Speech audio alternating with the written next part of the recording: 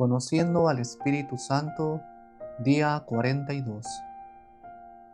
Sigamos meditando y estudiando el don de ciencia. Ahora veamos sus efectos. Son admirables y variadísimos los efectos que produce en el alma la actuación del don de ciencia, todos ellos de alto valor santificante. Veamos los principales. El primero, nos enseña a juzgar rectamente de las cosas creadas en orden a Dios. Es lo propio y específico del don de ciencia. Bajo su impulso, un doble movimiento se produce en el alma: la experiencia del vacío de la criatura, de su nada, y también, a la vista de la creación, el descubrimiento de la huella de Dios. El mismo don de ciencia arrancaba lágrimas a Santo Domingo al pensar en la suerte de los pobres pecadores, mientras que el espectáculo de la naturaleza inspiraba a San Francisco de Asís su famoso Cántico al Sol.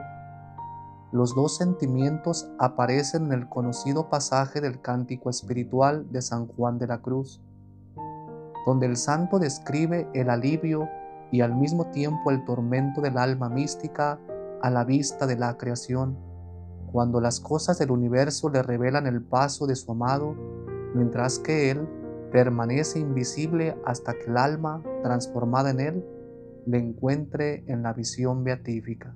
El primer aspecto hacía exclamar a San Ignacio de Loyola al contemplar el espectáculo de una noche estrellada: «Oh, cuán vil me parece la tierra cuando contemplo el cielo».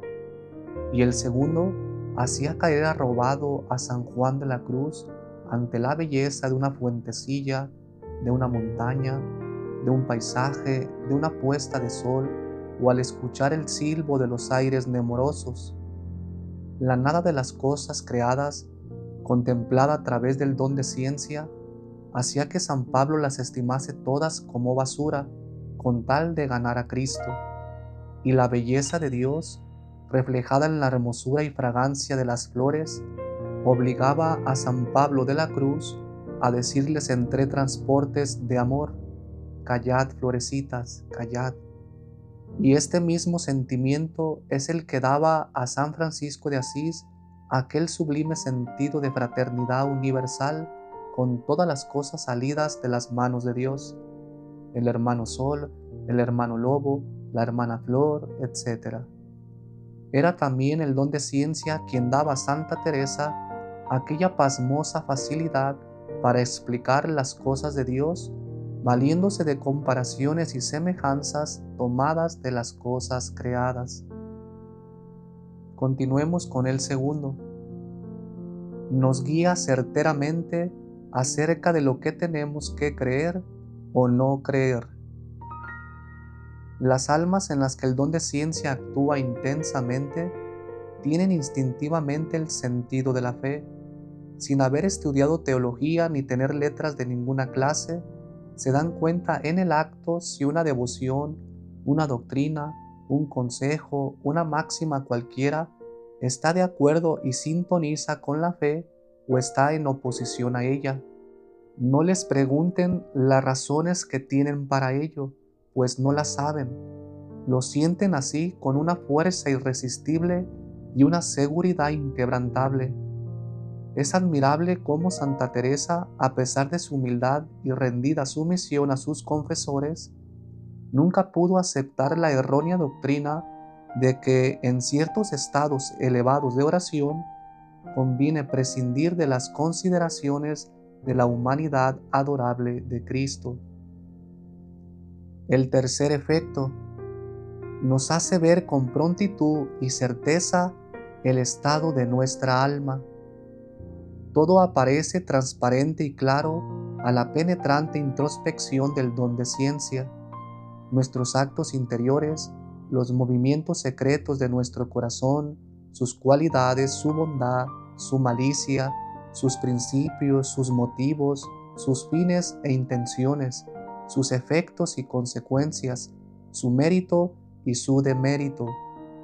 Con razón decía Santa Teresa: que en el cuarto donde entra mucho sol no hay telaraña escondida. Continuemos con el cuarto.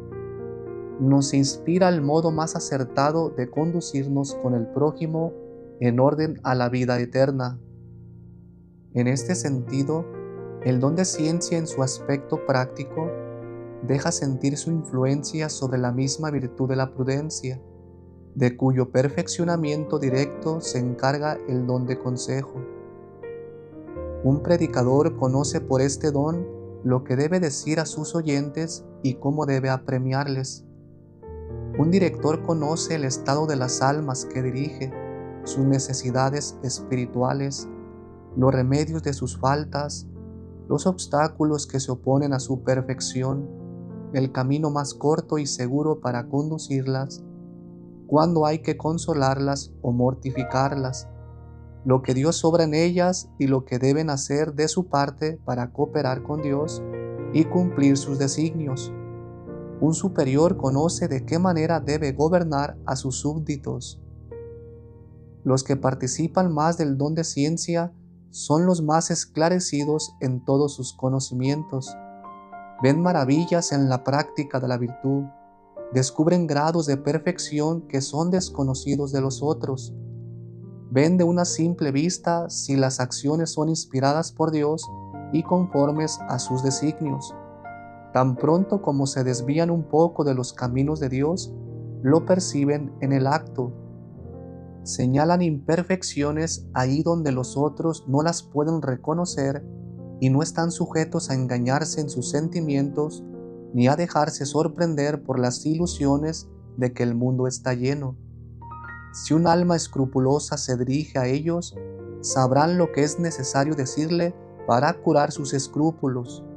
Si han de dirigir una exhortación a religiosos o religiosas, les acudirán a la mente pensamientos conformes a las necesidades espirituales de estas personas religiosas y al espíritu de su orden. Si se les proponen dificultades de conciencia, las resolverán excelentemente. Pídanles la razón de su respuesta y no les dirán una sola palabra, puesto que conocen todo esto sin razón, por una luz superior a todas las razones. Gracias a este don predicaba San Vicente Ferrer, con el prodigioso éxito que leemos en su vida. Se abandonaba al Espíritu Santo, ya fuera para preparar los sermones, ya para pronunciarlos, y todo el mundo salía impresionado. Era fácil ver que el Espíritu Santo hablaba por su boca. Un día en que debía predicar ante un príncipe, creyó que debía aportar a la preparación de su sermón un mayor estudio y diligencia humana. Lo hizo así con extraordinario interés, pero ni el príncipe ni el resto del auditorio quedaron satisfechos de esta predicación tan estudiada como de la del día siguiente que hizo como de ordinario según el movimiento del Espíritu de Dios. Se le hizo notar la diferencia entre estos dos sermones y él respondió: «Es que ayer predicó Fray Vicente y hoy ha sido el Espíritu Santo». Continuemos con el quinto efecto. Nos desprende de las cosas de la tierra. En realidad, esto no es más que una consecuencia lógica de aquel recto juzgar de las cosas que constituye la nota típica del don de ciencia. Todas las criaturas son como si no fueran delante de Dios. Por eso hay que rebasarlas y trascenderlas para descansar solamente en Dios. Pero únicamente el don de ciencia da a los santos esa visión profunda sobre la necesidad del desprendimiento absoluto que admiramos, por ejemplo en San Juan de la Cruz. Para un alma iluminada por el don de ciencia, la creación es un libro abierto donde descubre sin esfuerzo la nada de las criaturas y el todo del Creador. El alma pasa por las criaturas sin verlas, para no detenerse sino en Cristo. El conjunto de todas las cosas creadas merece siquiera una mirada para aquel que ha sentido a Dios, aunque no sea más que una sola vez. Continuemos con el sexto. nos enseña a usar santamente de las criaturas.